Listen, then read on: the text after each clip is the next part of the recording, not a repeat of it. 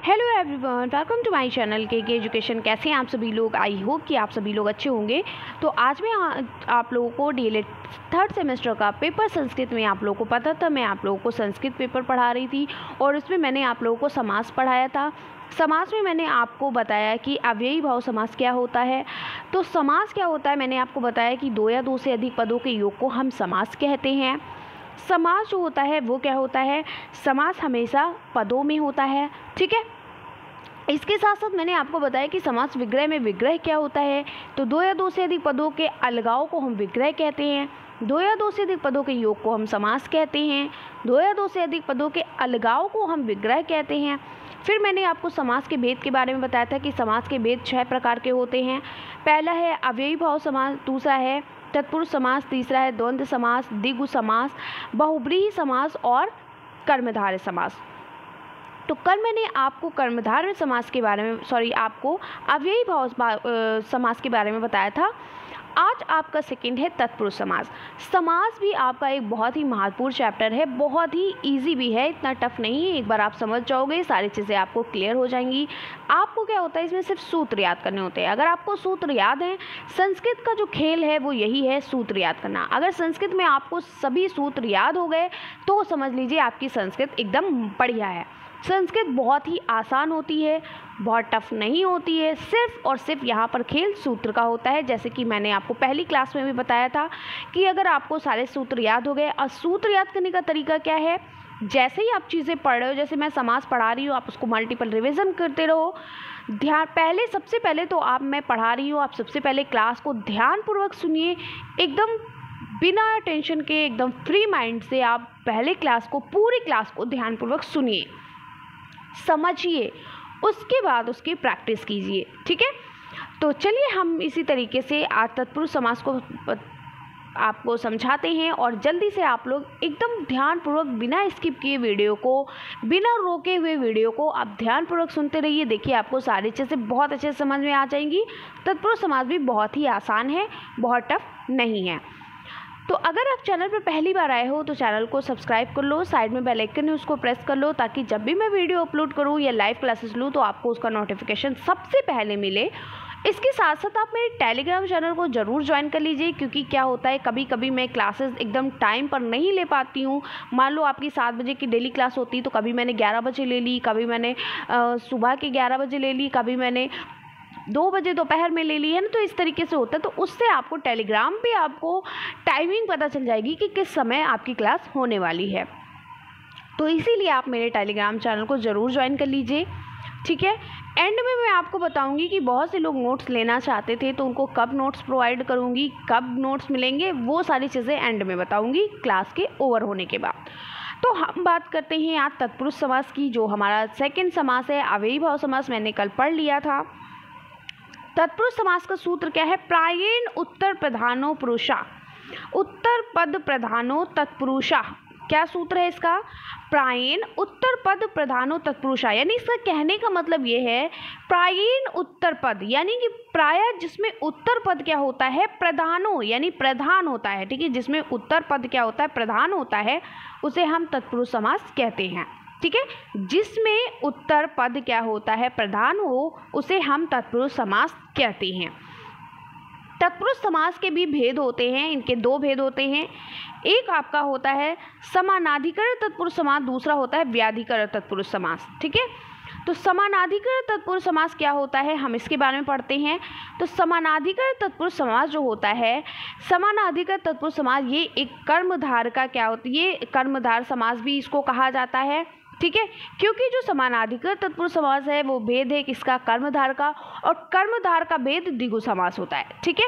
तो समानाधिकरण तत्पुरुष समास को कर्मधार समास भी कहा जाता है, क्योंकि इसमें दोनों पद समान विभक्ति वाले होते हैं। कैसे होते हैं, दोनों पद समान विभक्ति वाले होते हैं, ठीक है। जैसे कि यहाँ पर देखिए लिखा है कृष्ण और सर्पा, ठीक है। तो दोनों पद क्या है, समान विभक्ति वाले हैं।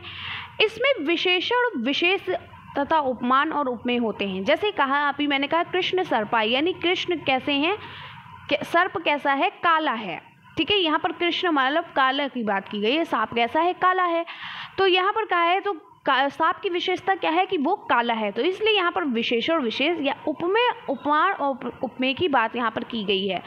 कहीं कहीं पर दोनों ही पद विशेष या विशेषण हो जाते हैं, कहीं कहीं पर उपमान और उपमेय अभेद स्थापित करते हुए रूपक समानाधिकरण तत्पुरुष हो जाते हैं, यानी उसके समान, उसके रूप, ठीक है, उस किसी के भी रूपी। अब हम बात करते हैं इसके उदाहरण की, जैसे जहाँ पे आपको दिख जाए कि कृष्ण सर्पा, यानी हम इसको समस्त पद इसका करेंगे तो ये हो जाएगा कृष्ण सर्पा, यानी कि सांप कैसा है, काला है। तो सांप की विशेषता क्या बता रही कि वो काला है, ठीक है। महान पुरुषा, यानी व्यक्ति कैसा है, पुरुष कैसा है, महान है, तो पुरुष की विशेषता क्या है कि वो महान है। तो महापुरुषा। सत्वैद्या क्या हो जाएगा, सवैद्या, जहाँ पर इस तरीके से, यानी वैद्य कैसा, सा मतलब होता है अच्छा, तो वैद्य कैसा है, अच्छा है, ठीक है। फिर क्या है, महत काव्यम, ठीक है, जिसको हम समस्त पद करेंगे तो हो जाएगा महाकाव्यम, यानी कि महाकाव्य, काव्य कैसा है, महा है। तो इस तरीके से हम क्या करेंगे, समानाधिकरण तत्पुरुष समास को पहचानेंगे। अगर इस तरीके से आपका आ गया, यहाँ जहाँ पर विशेषण और विशेष की बात की जा रही है तो वहाँ पर यानी किसी की विशेषता बताई जा रही है, वहाँ पर समानाधिकरण तत्पुरुष समास होगा। और अगर ऑप्शन में केवल तत्पुरुष समास दिया है तो भी कोई फर्क नहीं पड़ेगा, आप तत्पुरुष समास लगा दोगे, क्योंकि तत्पुरुष समास क्या होता है, जो किसी की विशेषता बताता हो, क्योंकि ये कर्मधारय समास का ही क्या है, उदाहरण होता है समानाधिकरण तत्पुरुष समास, ठीक है। देखिए अगला है महाजन, महाजना यानी महाजना, बड़े आदमी जिसको हम बोलते हैं। महान देवा यानी महादेवा, महादेव। महाकवि यानी महान कवि, यानी महाकवि, इसका आपको इस तरीके से लिख कर आएगा, महाजना, महादेवा, महाकवि। नीलोपलम, ठीक है, यानी कमल कैसा है, नीला है। फिर क्या है आपका आ जाएगा नीलम कमलमु, ठीक है, तो ये लिखकर आपका आएगा इस तरीके से समास। ये आपका समास पद है, ये समास विग्रह है, लेकिन जोड़कर समास जो पद बना, नील कमलम, कमल कैसा है, नीला है। श्वेत अंबरा, ठीक है, अंबर कैसा है, सफ़ेद है, श्वेतांबरा, ठीक है, इस तरीके से लिखकर आएगा। महाराजा यानी महाराजा। प्रिय सखा यानी प्रिय सखा। अपरा अर्धा यानी पश्चार्धा। घन एवं श्यामा, घन श्यामा, ठीक है। तो इस तरीके से आपका ये जितने भी मैंने ऑप्शन आपको बताए बस इसी से आपके आएंगे, इससे बाहर एक भी नहीं आएगा। जब भी अगर आपसे कभी क्वेश्चंस, कोई भी क्वेश्चंस पूछे जाएंगे, मैंने जो भी इंपॉर्टेंट ऑप्शंस दिए हैं सिर्फ उसी ऑप्शन से आएंगे। आप मेरे ये नोट्स पढ़ लोगे, इससे बाहर कुछ भी नहीं आएगा, चाहे वो आप टेट का पेपर दे रहे हो, चाहे आप सीटेट का दो, चाहे डीएलएड का दो, ठीक है, कोई भी पेपर दे रहे हो, बस यहीं से आपका पूछा जाएगा। ये जो ऑप्शंस जो मैंने दिए ये भी यहीं से पूछे जाएंगे, कहीं अलग से पूछे नहीं जाएंगे, यही हमेशा पूछे जाते हैं, बहुत ही ये इम्पॉर्टेंट है। तो अगर सिर्फ आपने मेरे नोट्स पढ़ लिया ना तो भी आपको कोई दिक्कत नहीं आने वाली, आप आराम से सारी चीज़ें पढ़ सकते हो। चलिए, कहीं से आपको अलग से पढ़ने की ज़रूरत नहीं पड़ेगी। अगला है हमारा व्यायाधिकरण तत्पुरुष समास। व्यायाधिकरण का मतलब होता है, हम व्यायाधिकरणों को तोड़ेंगे तो किससे मिलकर बना है, वी प्लस अधिकरण से मिलकर बना है। वी मतलब होता है विशेष, ठीक है। तो जहाँ पर पदों की विभक्तियाँ अलग अलग हों उसे व्यायाधिकरण तत्पुरुष समास कहते हैं। क्या कहा गया है, जहाँ पर पदों की विभक्तियाँ, विभक्ति आप जानते हो ना, प्रथमा विभक्ति, द्वितीय विभक्ति, तृतीय विभक्ति, चतुर्थी विभक्ति, पंचम विभक्ति, षष्ठी विभक्ति, सप्तमी विभक्ति पढ़ा है ना आपने। कर्ता से, कर्ता ने, कर्म से, करण से, के द्वारा, संप्रदान के लिए, अपादान से, अधिकरण में, पर, ये सब पढ़ा है ना आपने। तो वही ये विभक्तियाँ होती हैं। तो जहाँ पर पदों की विभक्तियाँ अलग अलग हों उसे व्याधिकरण तत्पुरुष समास कहते हैं। चलिए हम व्याधिकरण तत्पुरुष समास के भी भेद पढ़ते हैं, इसके भी अलग भेद होते हैं। जैसे द्वितीय तत्पुरुष समास, ये 6 भेद उसके होते हैं। कितने होते हैं, 6 भेद होते हैं। कौन कौन से, द्वितीय तत्पुरुष समास यानी जहाँ पर द्वितीय विभक्ति हो, कर्म होता है, द्वितीय विभक्ति आपको पता है, तृतीय विभक्ति करण होता है, चतुर्थी विभक्ति, पंचमी तत्पुरुष, ठीक है, षष्ठी तत्पुरुष, सप्तमी तत्पुरुष। यहाँ पर तत्पुरुष लगाए लेकिन इसके अंदर क्या होगा, विभक्तियाँ इस्तेमाल की जाएंगी, ठीक है। तो व्यायाधिकरण तत्पुरुष समास के कितने भेद होते हैं, 6 भेद होते हैं। कौन कौन से, द्वितीय, तृतीय, चतुर्थी, पंचमी, षष्ठी और सप्तमी। प्रथमा से शुरू नहीं होता है, ध्यान रखिएगा। विभक्ति आपकी कहाँ से शुरू होती है, पहली विभक्ति क्या है, कर्ता है, लेकिन आपकी विभक्ति प्रथमा से नहीं शुरू होती है, तत्पुरुष समास में द्वितीय से शुरू होती है, ठीक है। ये माइंड में बसा के रखना है आपको। आगे हम बढ़ते हैं। सबसे पहला हमारा तत्पुरुष समास क्या है, द्वितीय, ये पहला होगा, ठीक है, यहाँ पर सेकंड लिखे, पहला है द्वितीय तत्पुरुष समास, ठीक है। द्वितीय तत्पुरुष समास का सूत्र क्या होता है, द्वितीय तत्पुरुष समास का सूत्र, जहाँ पर कहीं भी आपको किसी भी पद के अंत में क्या चीज़ें दिख जाएं, आपको किसी भी पद के अंत में क्या दिख जाए, तो किसी भी पद के अंत में आपको श्रित, अतीत, पतित, गत, अत्यस्त, प्राप्त, आपन्ने ये दिख जाए, आँख बंद करके आपको द्वितीय तत्पुरुष समास लगा देना है, कुछ भी नहीं सोचना है। तो इसीलिए कह रहे हैं कि जो आपके संस्कृत में क्या होता है, सिर्फ और सिर्फ सूत्र का खेल होता है। किसका खेल होता है, सिर्फ सूत्र का खेल होता है। तो कहीं भी आपको किसी भी पद के अंत में क्या दिख जाए, श्रित, अतीत, पतित, गत, अत्यस्त, प्राप्त, आपन्ने ये दिख जाए, वहाँ पर आपका क्या होगा, वहाँ पर आपका द्वितीय विभक्ति होगा। इसका सूत्र ही होता है द्वितीय श्रिता, श्रित, अतीत, पतित, गत, अतस्त, प्राप्त, पन्ने, ठीक है। यदि किसी पद के अंत में श्रित, अतीत, पतित, गत, आतस्य, प्राप्त, आपन्न पद हो, वहाँ पर द्वितीय तत्पुरुष समास हो जाता है। मैंने कहा ना, आप बिल्कुल आँख बंद करके वहाँ पर द्वितीय तत्पुरुष समास लगा सकते हो, ठीक है, आराम से लगा देना, लगा सकते हो नहीं, लगा देना आराम से, ठीक है। द्वितीय तत्पुरुष समास में क्या होता है, देखिए क्या लिखा है, कृष्ण श्रीता, आगे है ना श्रित, तो श्रीता यानी कि हमारा क्या है, द्वितीय तत्पुरुष समास है। लोक अतीत क्या आ गया, लोक अतीता, लोक अतीता, लोक अतीता तोड़ोगे क्या हो जाएगा, लोक अतीता, इसका विग्रह करोगे क्या आ जाएगा, लोक अतीता। भय पन्ना, अभी मैंने कहा ना जहाँ पर आ जाए श्रीत, अतीत, पन्ने, ठीक है। भय आपन्न, आपन्न हमने बताया था ना अभी आपको, आपन्न आ जाए सुख, प्राप्त, तो क्या आ गया अंत में, प्राप्ता। तो जहाँ पर आपका श्रित, अतीत, पतित, गत, आतस्य, प्राप्त, पन्ना आ जाता है किसी भी पद के अंत में, वहाँ पर क्या हो जाता है, द्वितीय तत्पुरुष समास हो जाता है। बस इतना सा यहाँ पर आपको सिर्फ और सिर्फ सूत्र याद करना है, सारे तत्पुरुष समास आप आराम से कर डालोगे। सेकंड हमारा आता है तृतीय तत्पुरुष समास। आपको पता है दूसरी विभक्ति से शुरू होता है, तो दूसरा क्या हो जाएगा, तृतीय हो जाएगा। इसका सूत्र क्या कहता है, इसका सूत्र कहता है कि जहाँ भी आपको किसी भी पद के अंत में पूर्व सदृश, समोनार्थ, कलह, निपुण, मिश्र, संलक्षण आपको दिख जाए, वहाँ पर क्या हो जाएगा, तृतीय तत्पुरुष समास हो जाएगा, ठीक है। तो सिर्फ और सिर्फ क्या है, सूत्र का खेल है। यानी जहाँ पर आपको पूर्व सदृश, समतुल्य, कलह, निपुण, मिश्र, संलक्षण मिल जाए, वहाँ पर क्या हो जाएगा, तृतीय तत्पुरुष समास हो जाएगा। तो पूर्व मतलब आपको पता होता है, पूर्व का मतलब होता है पहले, सदृश और समोनार्थ का मतलब होता है, क्या होता है, सदृश, समोनार्थ मतलब सदृश, समतुल्य, ये हमारा क्या हो जाएगा, इसका मतलब होता है समान, ठीक है। कलह मतलब होता है लड़ाई, निपुण का मतलब होता है चतुर, ठीक है, और मिश्र का मतलब होता है मिला हुआ, मिश्र आपको पता है ना, किस मिक्सचर जिसको बोलते हैं, मिला हुआ, ठीक है। और संलक्षण का मतलब होता है चिकना, संलक्षण का मतलब क्या होता है, चिकना, ठीक है। चलिए, तो जहाँ पर पदों के अंत में क्या हो जाता है, पदों के अंत में ये सभी शब्द मिले, वहाँ तृतीय तत्पुरुष समास हम आँख बंद करके लगा देते हैं। कैसे, ये देखिए, कहा मासेन पूर्वा, क्या कहा, मासेन पूर्वा यानी मास पूर्वा, हमने कहा भी पूर्वा जहाँ दिखे यानी मास से पहले, पूर्व मतलब क्या होता है, पहले। पितृ सदृश, सदृश मतलब होता है समान, किसके समान, पिता के समान। तो जहाँ पितृ सदृश, यहाँ सदृश दिख जाए, पूर्व दिख जाए, ठीक है, समह दिख जाए यानी सम यानी समान दिख जाए, वहाँ पर क्या आप लगा दोगे, कलह दिख जाए, निपुण दिख जाए, मिश्र दिख जाए, संलक्षण दिख जाए, वहाँ पर आप क्या लगा दोगे, तृतीय तत्पुरुष समास लगा दोगे। तो देखिए, भातृ समाह, भातृ समा यानी भातृ समा यानी भाई के समान, ठीक है। फिर क्या है अगला, देखिए अगला है ज्ञानेन हीना, यानी ज्ञानेन हीना, जहाँ पर हीना दिख जाए वहाँ पर क्या है, ज्ञानेन से हीन, ठीक है। वाचा कलह, अभी मैंने कहा कलह दिख जाए, निपुण दिख जाए, मिश्र दिख जाए, ठीक है, संलक्षणा दिख जाए, वहाँ पर क्या आपका हो जाएगा, तृतीय तत्पुरुष समास हो जाएगा। तो इसीलिए ध्यानपूर्वक क्लास को पूरा बस सुनते रहिए, देखिए आपको तृतीय तत्पुरुष समास कैसे चुटकियों में समझ आ जाएगा। तो क्या है, वाक कलह, अभी मैंने आपको बताया था बाता बाती यानी गाली गलौज, ठीक है, क्या होता है, कलह, गाली गलौज, ठीक है।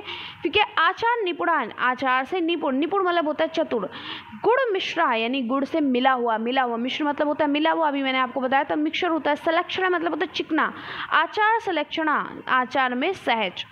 चलिए अभी देखिए, हरित्राता, हरि के द्वारा रक्षित। आप एक चीज़ का ध्यान दीजिएगा, इसका एक सूत्र होता है, मैं आपको बता दूं, ये देखिए एक और भी इसका सूत्र होता है, कृति कर्णे कृता बहुलम। क्या होता है? कृति कर्णे कृता बहुलम। यदि पहला पद कर्ता हो और तृतीय विभक्ति से युक्त हो, या पहला पद करण कारण में हो और दूसरा पद कृदंत हो, तो उस दोनों का तृतीय तत्पुरुष समास हो जाता है। मतलब कहने का ये है, आपको पता है कर्ता ने कर्म को करण से के द्वारा, जहाँ पर आ जाए से, जहाँ पर आ जाए के द्वारा, ठीक है, किसी भी समास में से आ जाए या के द्वारा अगर आपका निकलता है तो वो समास आपका क्या हो जाएगा? करण समास होता है। तो वही यहाँ पर आपको बताया गया है। जैसे यहाँ पर कहा गया है हरित्राता, यानी हरि के द्वारा रक्षित, ठीक है। तो हरि के द्वारा का मतलब क्या हो जाएगा? यहाँ पर आपका, यहाँ पर हो जाएगा आपका तृतीय तत्पुरुष समास, यानी करण है ना, कर्ता ने कर्मों को करण से के द्वारा, तो के द्वारा आ गया तो करण, यानी करण क्या है? तृतीय तत्पुरुष समास है, यानी तृतीय विभक्ति में आता है। धर्म रक्षिता, धर्म से रक्षित, किसे? धर्म से रक्षित, उससे क्या है? हमारा करण होता है, यानी जो तृतीय विभक्ति है, यानी तृतीय तत्पुरुष समास हो जाएगा। नख भिन्ना, ठीक है, नखई भिन्ना, वो वेरी वेरी इंपॉर्टेंट, नखई भिन्ना very very important, most important, बहुत पूछा जाता है, देखिएगा पूछा जाएगा। नखई भिन्ना यूपी टेट का तो फेवरेट है, ठीक है। नखई भिन्ना, हरि त्राता, बहुत इंपॉर्टेंट है ये सब। नखई भिन्ना, नखों से भिन्न किया गया, ठीक है। सब सर्पण दशता, ठीक है, सर्पण दशता यानी सर्प दशता, यानी सांप से डसा गया, ठीक है। फिर क्या है? मासेन अवरा, मासावरा यानी एक मास छोटा।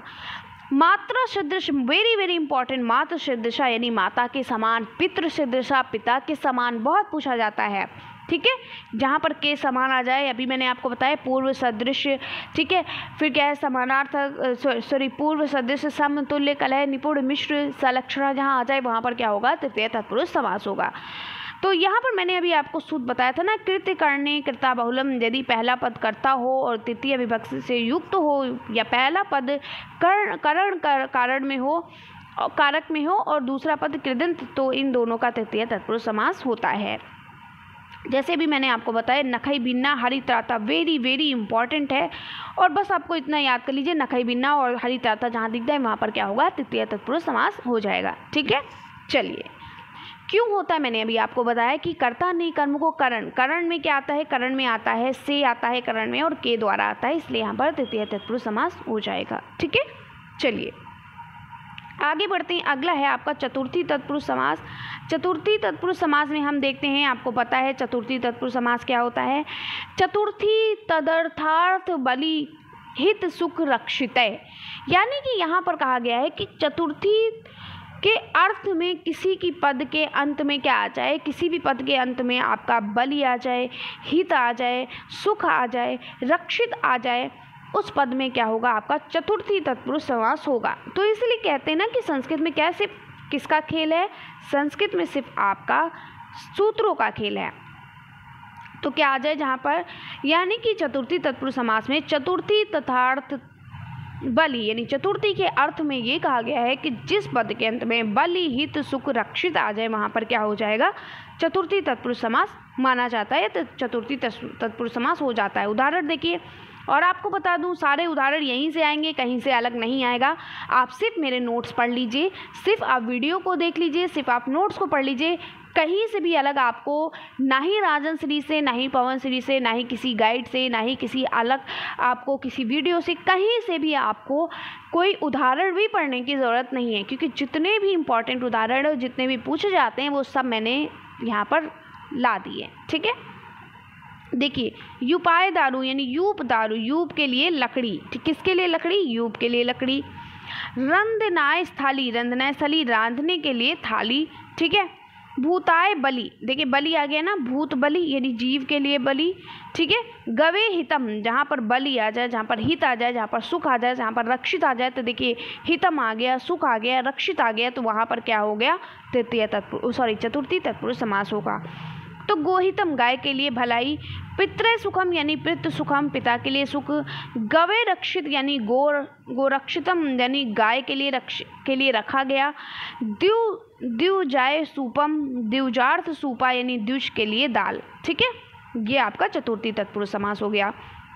अब हम बात करते हैं पंचमी तत्पुरुष समास की।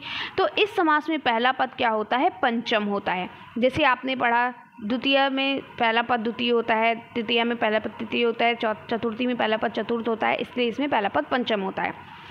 अब आप ध्यान दीजिए, जहाँ पर कहीं डरने की बात की जा रही हो, डरने की बात, जहाँ पर कहीं भय की बात की जा रही हो, भीत की बात की जा रही हो, भी की बात की जा रही हो, ठीक है, यानी जहाँ पर क्या हो, कहीं किसी चीज़, किसी पद में डरने की बात की जा रही हो, वहाँ पर क्या आपका हो जाएगा? वहाँ पर आपका क्या हो जाएगा? वहाँ पर आपका पंचमी विभक्ति हो जाएगा। ठीक है, चलिए, तो इसका सूत्र क्या होता है? पहले हम आपको इसका सूत्र बता देते हैं। भय भीत भीति भी रीति, यानी जहाँ पर भय आ जाए, जहाँ पर भीत आ जाए, जहाँ पर भीति आ जाए, जहाँ पर भी आ जाए और जहाँ पर भी आ जाए, वहाँ पर क्या हो जाएगा? पंचमी विभक्ति हो जाएगा, पंचमी तत्पुरुष समास हो जाएगा। तो पंचमी भयन, इसका सूत्र होता है पंचमी भयेन। क्या होता है इसका सूत्र? पंचमी भयेन, यानी किसी पद के अंत में यदि भयवाची पद हो तो वहाँ पर पंचमी तत्पुरुष समास होता है। और भय का मतलब होता है डर, ठीक है, यानी डरना। तो किसी भी पद के अंत में अगर आपको भयवाची शब्द दिख रहा हो, भयवाची शब्द का मतलब जहाँ पर भय दिखे, भीत दिखे, बीत दिखे, भी दिखे, भी दिखे, वहाँ पर आपका क्या हो जाएगा? पंचमी तत्पुरुष समास हो जाएगा। कैसे? जैसे देखिए उदाहरण में लिखा है, उदाहरण में जैसे आपका लिखा है चोरभ्यम। चोरभ्यम यहाँ पर क्या है? चोरभ्यम, यहाँ पर हलंत लगा दीजिएगा। चोरभ्यम मतलब चोराद भयम। तो देखिए भय पद आ गया आपका, यहाँ पर क्या है? पंचमी विभक्ति हो जाएगा। ठीक है, अगला देखिए और भी आपको उदाहरण दिखा देती हूँ। और भी उदाहरण क्या कहते हैं, जैसे क्या है? प्रेतार्थ भीति। तो देखिए भीति आ गया, यहाँ भी भीत आ गया, यहाँ भी भीत आ गया। तो जहाँ पर भयवाची पद दिखता है, जहाँ पर भी भय भीति भीति भी दिख जाए, वहाँ पर क्या हो जाएगा? पंचमी तत्पुरुष समास हो जाएगा। तो क्या है? प्रेत भीति यानी प्रेत से डर, सपार्थ भीति यानी सर्प भीता यानी सर्प से डरा हुआ, व्याघ्रार्थ भीता यानी व्याघ्रार्थ भीता बाघ से डरा हुआ। जहाँ पर भयवाची पद आ जाए, आपको बस माइंड में यही रखना है, जहाँ पर भयवाची पद आ जाए वहाँ पर क्या हो जाएगा? पंचमी तत्पुरुष समास हो जाएगा। ठीक है, चलिए आगे बढ़ते हैं। षष्ठी तत्पुरुष समास के बारे में हम देखते हैं। षष्ठी तत्पुरुष समास क्या होता है? तो आपको पता है जो षष्ठी तत्पुरुष समास होता है, इसमें संबंध के अर्थ में, इसको जो षष्ठी तत्पुरुष समास होता है वो संबंध के अर्थ में होता है। संबंध आपको पता है, चाहे वो किसी माता का संबंध हो, पुत्र का संबंध हो, पति का संबंध हो, पुरुष का संबंध हो, घर का आलय, आलय मतलब घर होता है, सेवक सेविका, जहाँ पर कोई माता पुत्र पति पुरुष घर आलय सेवक सेविका दास दासी, कोई भी पद के पीछे आपको नज़र आ जाए, कोई भी पद के पीछे आपको दिख जाए, चाहे माता दिख जाए, चाहे पुत्र दिख जाए, चाहे पति दिख जाए, चाहे पुरुष दिख जाए, चाहे घर दिख जाए, चाहे बेटा दिख जाए, चाहे बेटी दिख जाए, कोई भी दिख जाए, चाहे मित्र दिख जाए, चाहे सेवक दिख जाए, चाहे सेविका दिख जाए, चाहे दास दिख जाए, चाहे दासी, किसी का भी आपको संबंध दिख जाए, वहाँ पर आपको आँख बंद करके षष्ठी तत्पुरुष समास लगा देना है। ठीक है, तो ये कहा गया कि जहाँ माता पुत्र पति पुरुष घर आलय सेवक सेविका दास दासी, कोई पद पीछे आ रहे हैं और हिंदी शब्द निकलने पर का आ जाए, क्या आ जाए? हिंदी शब्द निकलने पर का आ जाए, यानी क्या है? जैसे मैंने कहा विद्यालय, तो विद्या का आलय है ना, यानी विद्या का घर। हमने कहा राजपुरुष, किसका पुरुष? राजा का पुरुष, राज्ञा पुरुष, राजा का पुरुष। हमने कहा शिवालय, किसका आलय? शिव का घर, शिव का आलय, यानी बीच में क्या आ जाए? का आ जाए। ठीक है, देवालय, देव का आलय। ठीक है, हम कह दें आपसे देव स्थानम, ठीक है, देव का स्थान, तो जहाँ पर का आ जाए बीच में, ठीक है, जहाँ पर माता पुत्र पति पुरुष घर आलय सेवक सेविका दास दासी, कोई भी पद पीछे आ रहा हो और हिंदी शब्द निकालें तो उसका बीच में क्या आए? का वर्ण आए, तो वहाँ पर हमारा क्या हो जाएगा? वहाँ पर हमारा हो जाएगा षष्ठी तत्पुरुष समास। आपको पता है किसी का भी संबंध दिखाई दे। ठीक है, जैसे चलिए हम देखते हैं, जैसे देखिए उदाहरण में देखते हैं, गंगानम राजा, सॉरी गजानम राजा, यानी गज राजा, यानी गजों का राजा। देखिए बीच में क्या आ गया? का आ गया। ठीक है, राजा गजों का राजा, किसका संबंध है? गजों का राजा। राष्ट्रपति, देखिए राजा दिख गया, पति दिख गया, ठीक है, एंड में क्या दिख गया? पति दिख गया, लास्ट में पुरुषा दिख गया। ठीक है, माता दिख जाए, पिता दिख जाए, राजा दिख जाए, रानी दिख जाए, कुछ भी दिख जाए। राष्ट्रपति, राष्ट्र का पति या स्वामी, का आ गया बीच में। जब आप हिंदी अर्थ निकालोगे तो बीच में का आना चाहिए। ठीक है, आप किसी का संबंध बता रहे हो ना, यानी कहा गया कि उसका पुत्र, उसकी पुत्री, है ना, मेरा पुत्र मेरी पुत्री। राज्य पुरुषा यानी राजा का पुरुष। ठीक है, बहुत इंपॉर्टेंट, जितने भी मैं यहाँ पर करा रही हूँ यही सब आते हैं। गंगाया जलम यानी गंगा जलम, गंगा का जल। देवा नाम भाषा यानी देव भाषा, देव की भाषा। पशुनाम पति, पशुपति यानी पशुओं का पति। द्विजानम राजा यानी द्विज राजा यानी द्विजों का राजा। पाठशाला यानी पाठशाला यानी पाठस्य शाला यानी पाठशाला यानी पाठ का शाला या पाठ का घर। फिर क्या है, विद्यालय यानी विद्या का आलय, विद्या का घर। ठीक है, समझ में आएगा। या आपको देवालय, शिवालय, राष्ट्रपति, ठीक है, देव स्थानम, ये सभी चीज़ें दिख जाए, वहाँ पर आपको क्या लगाना है, षष्ठी तत्पुरुष समास लगा देना है। अब आपका लास्ट है सप्तमी तत्पुरुष समास। आपको बहुत अच्छे से सारी चीज़ें समझ में आ रही होंगी, मुझे पूरा यकीन है। षष्ठी तत्पुरुष समास, सप्तमी तत्पुरुष समास आपका लास्ट है। तो सप्तमी तत्पुरुष समास में क्या होता है, सूत्र होता है सप्तमी सौंडय। क्या होता है, सप्तमी सौंडय। क्या होता है, सप्तमी सौंडय, जहाँ पर आपको चतुर, चालाक, प्रवीण, कुशल, सौंडय आदि के अर्थ में सप्तमी तत्पुरुष समास माना जाता है। जहाँ पर आपको किसी भी शब्द के, सौंडय मतलब होता है चतुर, चालाक, प्रवीण, कुशल। ठीक है, सौंडे का ही मतलब होता है चतुर, चालाक, प्रवीण, कुशल, निपुण। ठीक है, तो सूत्र क्या कहता है, सप्तमी सौंडे, जहाँ पर आपको ये सभी दिख जाएं, चतुर दिख जाए, चालाक, प्रवीण, कुशल, निपुण या सौंडे दिख जाए, वहाँ पर क्या हो जाएगा, सप्तमी तत्पुरुष समास हो जाएगा। किसी भी पद के अंत में ये सारे दिखते हैं, वहाँ पर सप्तमी तत्पुरुष समास हो जाता है। ठीक है, चलिए हम सप्तमी तत्पुरुष समास के भी उदाहरण देख ले। देखिए यहाँ पर लिखा है अक्षेषु सौंडः। देखिए सौंडः आ गया, प्रवीण आ गया, पंडित आ गया, धूर्त आ गया। तो ये क्या है, सप्तमी तत्पुरुष समास है। तो अक्षेषु सौंडः, अक्ष सौंडः बहुत पूछा जाता है, मोस्ट इंपॉर्टेंट है। जुए में धूर्त यानी निपुण। क्या, शास्त्र प्रवीणा, शास्त्र प्रवीणा। सभायाम पंडिता, सभा पंडिता। ठीक है, यानी सभा में पंडित। क्या, प्रेमिण धूर्ता यानी प्रेम धूर्ता, प्रेम में धूर्ता। यानी आपको जब आप कोई भी संधि विकसित कर रहे हो, अगर उसका हिंदी अर्थ लेते हो तो बीच में आता है। ठीक है, में जो बीच में आ जाए तो समझ लीजिए वो क्या है, सप्तमी तत्पुरुष समास है। कर्मणि कुलशा यानी कर्म कुलशा यानी कर्म में कुशल। दाने वीरा, दान वीरा, दान में वीरा। ठीक है, यानी सौंड आदि के अर्थ में सप्तमी तत्पुरुष समास माना जाता है। सौंड आ जाए, धूर्त आ जाए, कुशल आ जाए, निपुण आ जाए, प्रवीण आ जाए, ये सभी चीज़ें आ जाए वहाँ पर। और बीच में अगर में अर्थ आता है हिंदी के अर्थ में, भाव में, हिंदी के भाव में, तो वहाँ पर सप्तमी तत्पुरुष समास होता है। तो आई होप कि आपको सारी चीज़ें बहुत अच्छे से समझ में आ गई होंगी, सारी चीज़ें आपने पढ़ ली हैं। और कल हम पढ़ाएंगे कर्मधारय समास के बारे में। और कर्मधारय समास भी बहुत ही अच्छा समास है, बहुत ही अच्छे से आपको सारी चीज़ें समझ में आएंगी। तो हमने समास के बारे में पढ़ा, आपने बहुत अच्छे से चीज़ें पढ़ी। तो एक बार हम इसका फिर से रिवीजन कर लेते हैं। हमने तत्पुरुष समास में क्या क्या चीज़ें पढ़ी। हमने तत्पुरुष समास में पढ़ा कि तत्पुरुष समास जो होता है वो क्या होता है। हमने पढ़ा कि तत्पुरुष समास जो होता है जिसमें उत्तर पद प्रधान होता है वो तत्पुरुष समास होता है। और तत्पुरुष समास के दो भेद हमने पढ़े, व्याधिकर तत्पुरुष समास और समानाधिकर तत्पुरुष समास। तो समानाधिकर तत्पुरुष समास में हमने क्या पढ़ा, समानाधिकर तत्पुरुष समास होता है ये कर्मधारय का ही रूप होता है, कर्मधारय का ही क्या होता है, रूप होता है, जिसमें विशेषण और विशेषता की बात की जाती है। जैसे हमने पढ़ा था कृष्ण सर्पा यानी सांप कैसा है, काला है, यानी सांप की विशेषता क्या थी कि वो काला है। तो जहाँ पर विशेषण विशेष की बात हो जाए, जहाँ पर उपमेय उपमान की बात हो जाए, वहाँ पर हमारा क्या होता है, समानाधिकर तत्पुरुष समास होता है। अब हम बात करते हैं व्याधिकर तत्पुरुष समास, जो कि हमारे 6 प्रकार के होते हैं, यानी इसमें 6 विभक्तियाँ पाई जाती हैं। जैसे द्वितीय व्याधिकर तत्पुरुष समास, तृतीया, चतुर्थी, पंचमी, षष्ठी और सप्तमी। द्वितीय में हमने सूत्र क्या पढ़ा था, द्वितीय में पढ़ा था श्रित, अतीत, पतित, गत, आतस्य प्राप्त पन्ने, यानी जिस पद के अंत में ये सभी वर्ड आते हैं, कौन से, श्रित, अतीत, पतित, गत, आतस्य प्राप्त पन्ने, वहाँ पर हमारा क्या होता है, द्वितीय तत्पुरुष समास होता है।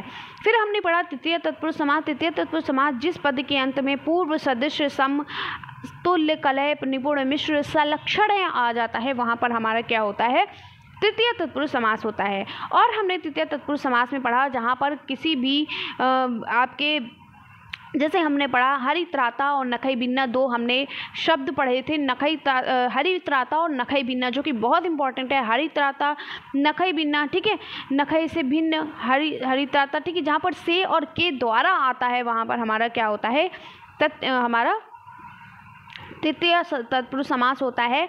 जैसे संकुल खंडा, ठीक है, संकुल्या खंडा यानी सरौते से किया गया टुकड़ा, ठीक है। तो से लगा जहाँ पर, वहाँ पर हमारा क्या है, ये के द्वारा हो गया, वहाँ पर हमारा क्या हो जाएगा, तृतीय तत्पुरुष समास हो जाएगा। फिर हमने चतुर्थी तत्पुरुष समास पढ़ा। चतुर्थी तत्पुरुष समास में हमने क्या पढ़ा था, हमने पढ़ा कि जहाँ पर किसी पद के अंत में क्या है, बलि हित सुख रक्षित आ जाता है, वहाँ पर क्या हो जाता है, चतुर्थी तत्पुरुष समास हो जाता है। फिर हमने पढ़ा पंचमी तत्पुरुष समास। पंचमी तत्पुरुष समास में जहाँ पर क्या होता है, भयवाची शब्द आ जाता है, यानी किसी पद के अंत में भयवाची शब्द हो। भयवाची शब्द का मतलब जहाँ पर भय भीत भी जहाँ पर आ जाता है किसी पद के अंत में। जैसे हमने पढ़ा चोराभ्यम, जो कि बहुत इंपॉर्टेंट है, ये आपका उदाहरण चोराभ्यम बहुत ज़्यादा पूछा जाता है, चोराद भयम, ठीक है। तो भय आपका भयवाची शब्द आ गया, यानी यहाँ पर क्या हो जाएगा, पंचमी तत्पुरुष समास हो जाएगा। फिर हमने षष्ठी तत्पुरुष समास के बारे में पढ़ा था। षष्ठी तत्पुरुष समास में बताया था कि किसी का भी संबंध बताया जा रहा हो किसी पद के अंत में, यानी किसी का भी संबंध, चाहे वो माता हो, चाहे पुत्र हो, चाहे सेवक हो, चाहे सेविका हो, चाहे दास हो, चाहे दासी हो, चाहे कोई घर का यानी आलय बताया जा रहा हो, जैसे शिवालय, देवालय, ठीक है, राष्ट्रपति, विद्यालय, इस तरीके से, ठीक है, इस तरीके पशुपति, इस तरीके से आपका बताया जा रहा हो। और बीच में हिंदी जब आप उसका अर्थ करोगे हिंदी में, तो वहाँ पर बीच में का आना चाहिए। क्या आना चाहिए, का आना चाहिए, ठीक है, क्या आना चाहिए, का आना चाहिए। वहाँ पर क्या हो जाएगा, आपका षष्ठी तत्पुरुष समास हो जाएगा।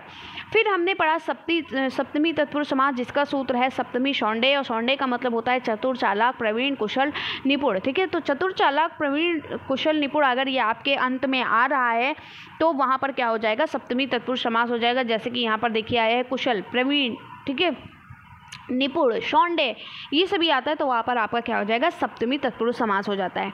तो यहाँ पर आपका तत्पुरुष समास का होता है एंड, और आपका कल शुरू होगा कर्मधारय समास। कर्मधारय समास इसे कहते हैं, इसके बारे में मैं आपको कल बताऊंगी, इसकी चर्चा मैं कल करूंगी, इसके कौन से भेद होते हैं, क्या है कर्मधारय समास, तो ये आपको कल बताऊंगी। बात करती हूँ मैं आप लोगों को, मैंने बताया था ना कि मैं एंड में बताऊँगी कि नोट्स आपको, देखिए मैंने आपके 3 सब्जेक्ट के नोट्स बहुत अच्छे से कंप्लीट हो गए हैं। जैसे कि संस्कृत बहुत अच्छे से जिसको बहुत से लोग हैं इंडिविजुअल कोर्स लेना चाहते हैं, इंडिविजुअल मतलब जैसे बहुत से लोग सारा कोर्स नहीं लेना चाहते हैं, सिर्फ जैसे किसी को हिंदी चाहिए, या केवल संस्कृत का नोट्स लेना चाहते हैं, या केवल गणित का नोट्स लेना चाहते हैं, या केवल शैक्षिक मूल्यांकन एवं क्रियात्मक शोध का हो गया, ठीक है, समावेशी शिक्षा का हो गया।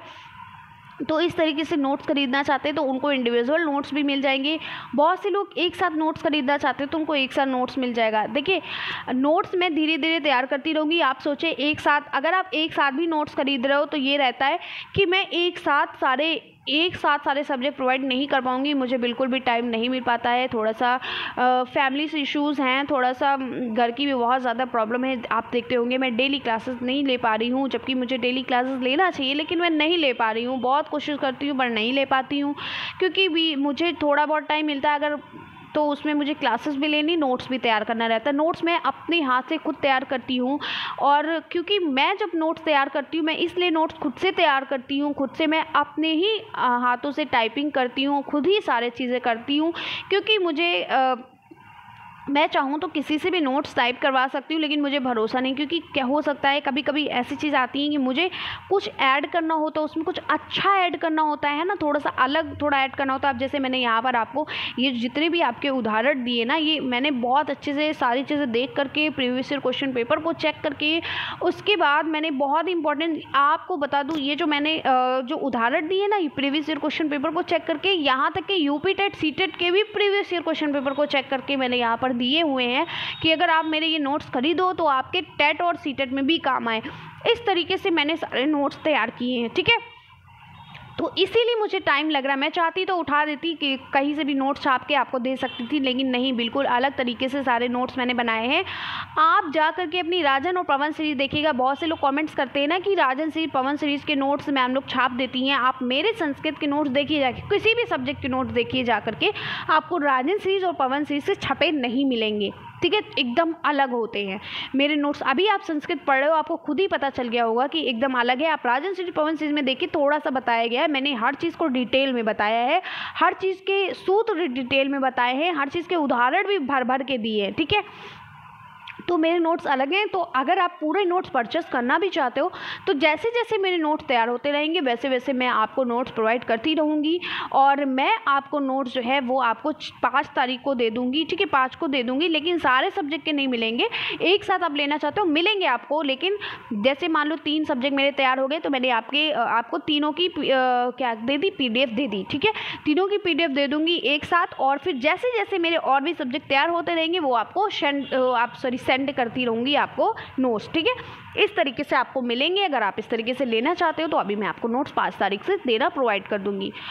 और जिसको अलग अलग लेना है तो वो अलग अलग भी ले सकता है। अलग अलग लेने से ये होगा, जैसे आप पूरे नोट्स लोगे तो आपको कम प्राइस में भी हो जाएगा, और अगर अलग अलग लोगे तो इंडिविजुअल लोगे तो उसका हर एक सब्जेक्ट का प्राइस होगा, उसके अकॉर्डिंग लेना पड़ेगा। आपके 8 सब्जेक्ट हैं, 7-8 सब्जेक्ट हैं, तो 7-8 सब्जेक्ट आपके ऐसे ही आपके हो जाएंगे 800 रुपये 900 रुपये ऐसे हो जाएंगे, है ना। तो अगर आप एक साथ लोगे तो आपका बेनिफिट होगा, आपके सारे सब्जेक्ट के नोट्स भी मिल जाएंगे और कम पैसे भी आपके लगेंगे, ठीक है।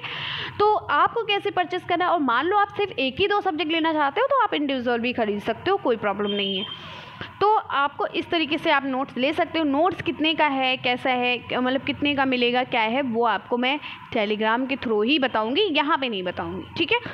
तो चलिए फिर हम मिलते हैं नेक्स्ट वीडियो में नेक्स्ट हेडिंग के साथ, कर्मधारय समास के साथ। तब तक खुश रहिए, प्रसन्न रहिए और पढ़ते रहिए, क्योंकि टाइम बिल्कुल कम है। और मैं भी अब मुझे भी बहुत ज़्यादा पढ़ाना, अभी कुछ ऐसे सब्जेक्ट हैं जो मैंने छुए नहीं, तो बहुत ज़्यादा पढ़ाना। आप मेरे चक्कर में मत रहिए, जितनी चीज़ें पढ़ाई है ना उसको पढ़ते रहिए। ये मत सोचिए कि मैम जब पूरा कंप्लीट करा देंगी तभी हम पढ़ेंगे, ऐसा मत करिए। जो भी मैंने पढ़ाया है वो उसको साथ साथ पढ़ते रहिए, ठीक है। और वीडियो को शेयर नहीं करते हो, वीडियो को शेयर करिए। देखिए इतनी मेहनत करते हैं, वीडियो को शेयर किया करिए, ठीक है। वीडियो को ज़्यादा से ज़्यादा शेयर करिए, ज़्यादा से ज़्यादा लोगों तक पहुँचाइए, और ज़्यादा से ज़्यादा लोग इससे जुड़ सके, हमारे चैनल से ज़्यादा लोग लाभ ले सकें, ठीक है। तो मिलते हैं इसी तरीके से हम नेक्स्ट वीडियो में। खुश रहिए, तब तक के लिए बाय बाय, टेक केयर।